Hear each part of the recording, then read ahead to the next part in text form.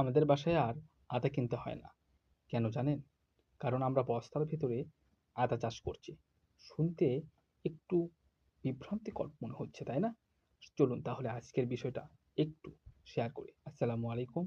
আমি রবিউল হাসান বলছি আপনাদের প্রিয় channel Robi farm and agriculture থেকে।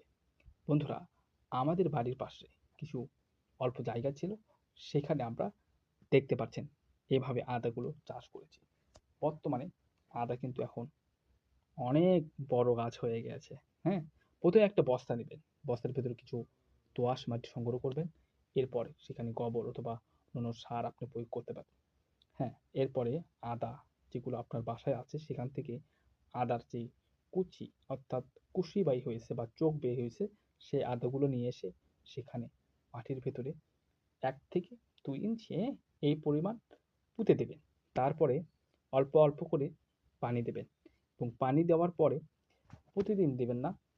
যদি শুকিয়ে যায় তাহলে দেবেন। হ্যাঁ? এরপরে দেখবেন খুব সুন্দরভাবে চারা গজাচ্ছে। হ্যাঁ? চারা গজানো শেষ হলে আপনার সার-টার কোনো কিছু দেওয়ার প্রয়োজন হবে না। চারা যখন গজে যাবে, যদি শিকড় বাই হয় তাহলে একটু মাটি দিতে পারেন। কেমন লাগলো ভিডিওটি? অবশ্যই লাইক, শেয়ার, সাবস্ক্রাইব করে আমাদের সঙ্গে থাকবেন। ধন্যবাদ।